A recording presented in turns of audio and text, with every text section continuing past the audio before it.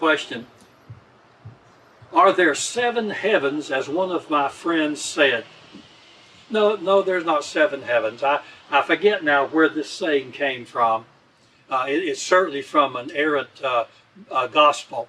It's not the gospel of the Lord Jesus Christ. No, there are only 3 heavens. There's the heavens and the expanse around this earth. There's the heaven of the heavenlies where the stars and the planets are.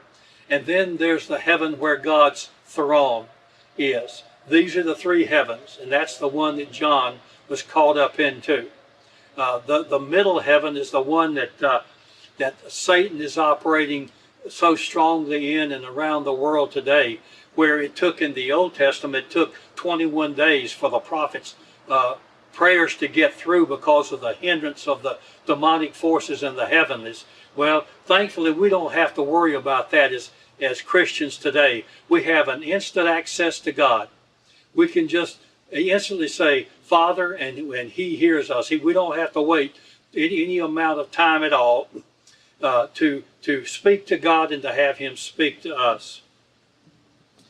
So the Bible in 1 Corinthians chapter 15, verse 40 says, there are also celestial, that means heavenly bodies, and bodies terrestrial, that means earthly bodies. So we've got both of these working. There's great spiritual truths that happen in each of these areas. As I said, the 3rd heaven is where God's throne is. There's wonderful things happening there. There are natural people in flesh there now. We know of at least 2 people who are there in the flesh. There's probably more. Actually, there's 3 counting the Lord Jesus Christ. He's there in the flesh now. The others are just as they were when they left the earth. They're flesh and blood and bone, and God is sustaining them in heaven where His throne is. Now the Lord Jesus is there. He's in flesh and bone, but there's no blood. He put His blood on the heavenly mercy seat, which was shed on the cross. Now you probably don't understand that, what I've just spoken to you. Even most Christians don't even understand that, and certainly the unsaved people don't. But there's a wonderful truth and a wonderful teaching about that. And if you want to, you can search that out, and it'll speak volumes to you. I spoke about where the planets and the stars are. God's doing some work, and He has plans for that area. He says in the latter time we're going to see wonders in the heavens, and the moon, and the sun, and then the stars. And we're seeing that. We're seeing those kinds of wonders now.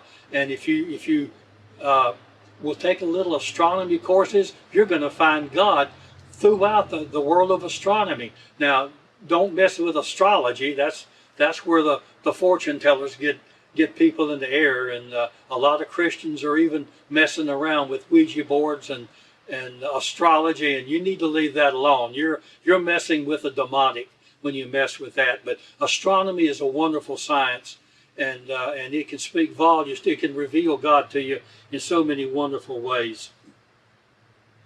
In 2 Corinthians chapter 12, verse 2, Paul is speaking. He says, I knew a man, which he was speaking about himself, above 14 years ago, and it says that such a one was called up to the 3rd heaven.